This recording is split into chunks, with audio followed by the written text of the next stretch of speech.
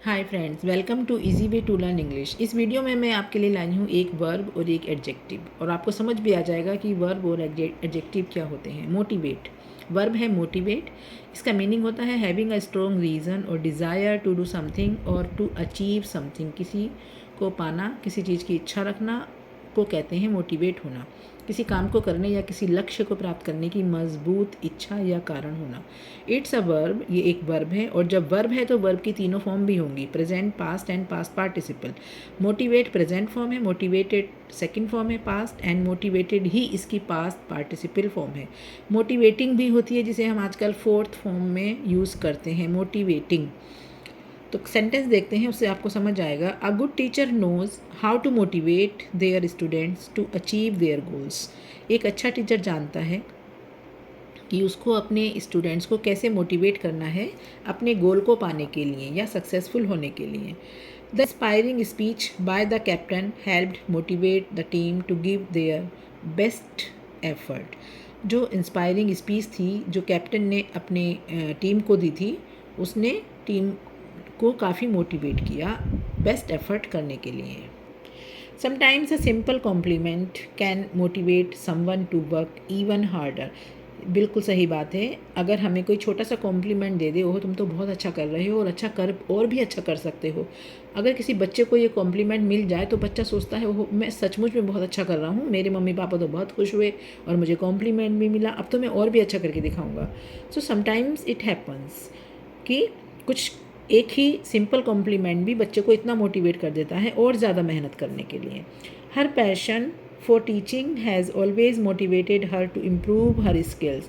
उसका जो पैशन था, उसका जो इतना ज़्यादा झुकाव था पढ़ाने के लिए, क्या कहना चाहिए, पैशन को इतना ज़्यादा, मतलब वो पैशनेट थी टीचिंग के लिए। हमेशा ही उसने उस पैशन ने उस मोटिवेट किया है उसको उसकी उस स्किल को इम्प्रूव करने के लिए।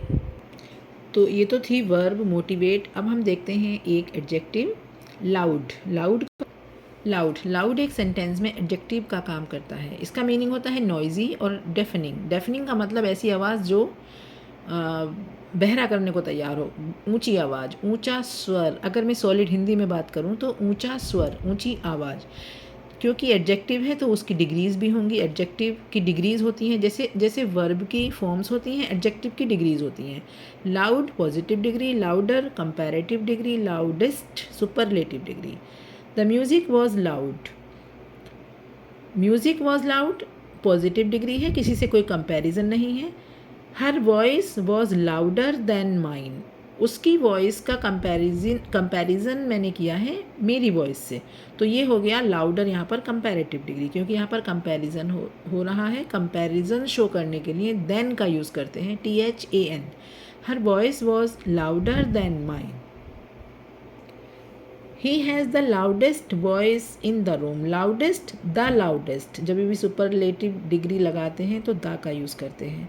He has the loudest voice in the room. Room में जितने भी लोग हैं उसकी सबसे ऊंची आवाज़ है, उसे मिली है। He has got the loudest voice in the room. Sentence देख लेते हैं, कुछ और क्लियर हो जाएगा। Lovey gave a loud laugh when she heard the joke. इसे हर्ड पढ़ेंगे, हर्ड। हर्ड हियर की सेकंड और थर्ड फॉर्म है हियर की। हियर मीन्स सुनना, हर्ड सुना। लवी ने gave a loud laugh, Lovey ने बहुत ऊंची आवाज़ में हंसी, Lovey. When she heard the joke, जब उसने जोक सुना।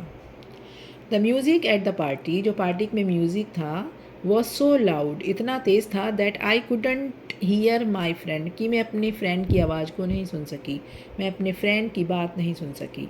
The dogs loud barking walk every one up. Walk up एक फ्रेज़ है जिसने बीच में हमें एक प्रोनाउन डालना था, तो हमने एवरी वन डाल दिया, क्योंकि उसने सबको जगा दिया। सबको जगा दिया किसने? डॉग्स लाउड बार्किंग, कुत्ते की ज़ोर से भौंकना, उसने सबको जगा दिया। ही नॉक्ड ऑन द डोर, वैसे आपने सुना होगा नॉक एट द डोर आता है, लेकिन ऑन भी सही होता है। He knocked at on the door और एट द डोर दोनों ही सही हैं।